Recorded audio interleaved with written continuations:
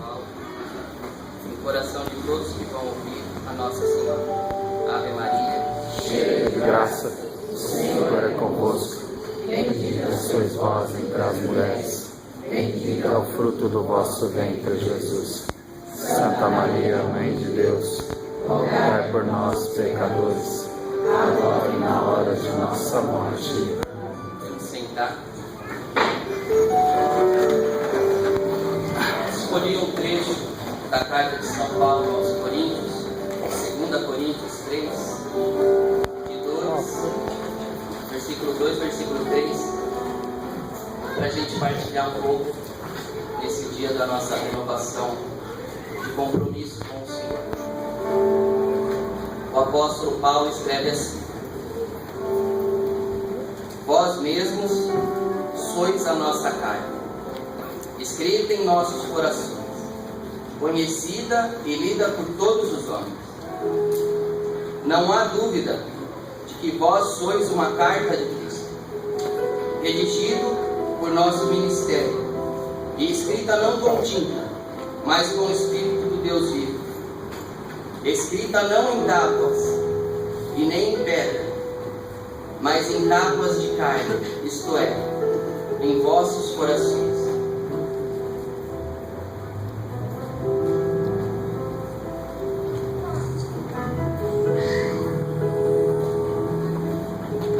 O Senhor Jesus nos exorta e traz para a gente essas palavras de que somos a comunidade de vossos pobres, a igreja inteira, mas aqui em especial a comunidade de vossos pobres. Somos uma carta de Deus para o mundo. Somos uma carta de Deus para a sociedade.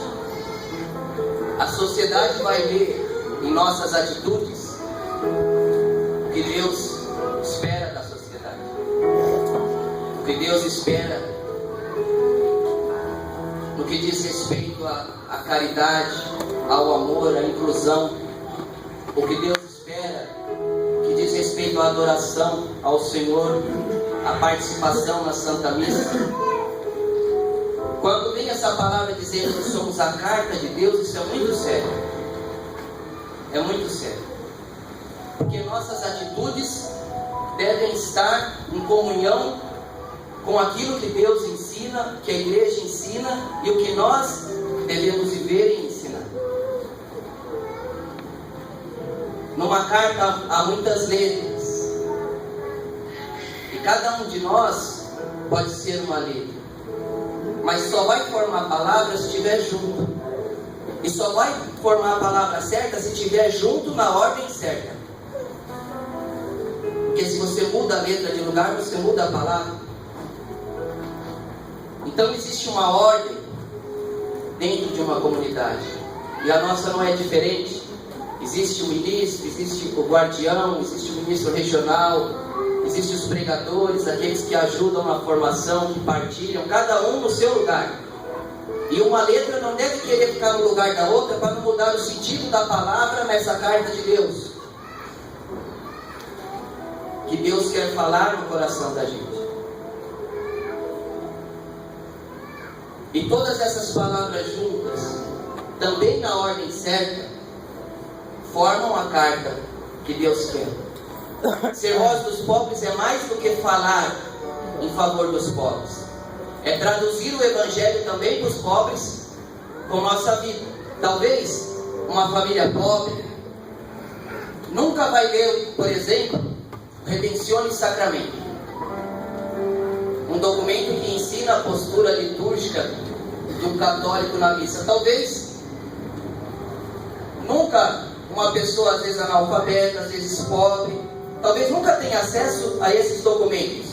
Qual que é a postura certa de adoração dentro da missa? Como deve estar o coração de alguém durante o sacrifício da missa? Então a comunidade de Voz dos Pobres também é essa carta de Deus, a tradução do Evangelho, a tradução do Magistério também para os pobres.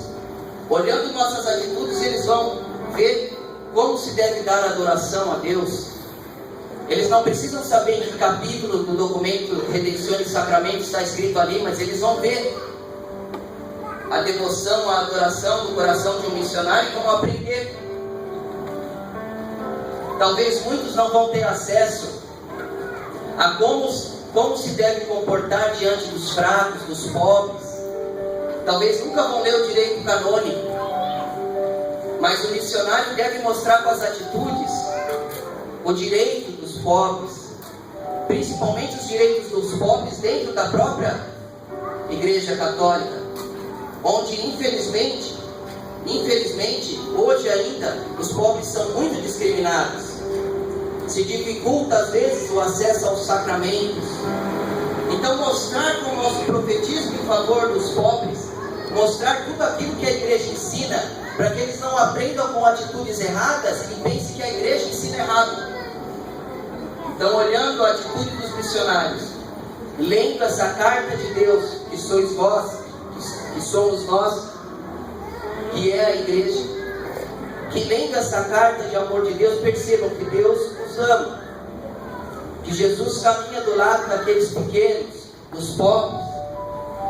Para encerrar, hoje de manhã, em pastoral no centro da cidade, encontrei um irmão que eu nunca tinha visto ele ainda. O nome dele era Sr. João. E eu acho que era um anjo de Deus para me orientar, para me exortar, para me mostrar o caminho de Deus. E ele olhou profundamente nos meus olhos assim, e eu vi que era algo extraordinário, era Deus falando conosco, comigo e com vocês. Ele dizia assim para mim, falando: não desanima nunca não, e não se deixe enganar não, nem se entristeça, porque o lugar de vocês no céu já está garantido. O lugar de vocês lá, junto de Deus, está garantido. Por isso não fiquem tristes, continuem, não desanimem. Esse é o caminho certo. Ele disse isso para mim, o Sr. João, hoje. E isso eu passo para cada um de vocês. Quando nós nos consagramos hoje, a gente disse que íamos caminhar com todas as nossas forças e fraquezas. Porque o mais difícil é caminhar com as fraquezas. Porque na fraqueza nós temos a tendência de desanimar. Na fraqueza nós temos a tendência de nos condenar, de não se achar mais digno e de não ir mais. Mas esse irmão hoje falou para mim isso, e esse irmão fala para nós todos. E o Senhor Jesus diz a nós todos isso. E nós prometemos isso, caminhar também com as fraquezas. Então que a fraqueza durante todo este ano, que prometemos continuar nesse carisma, que a fraqueza não seja um motivo de desânimo, não seja um motivo de desistência, mas seja sim um sinal de Deus que somos pequenos, um sinal de Deus de que precisamos dele, um sinal de Deus que temos que ter misericórdia também com os outros, porque nós carregamos em nós as mesmas fraquezas. E assim caminharemos ordenadamente, cada letra em seu lugar, cada palavra no lugar certo. E aí a carta de Deus será bem escrita e bem traduzida para a igreja, para toda a nossa sociedade. Louvado seja nosso Senhor Jesus Cristo. Para sempre seja louvado.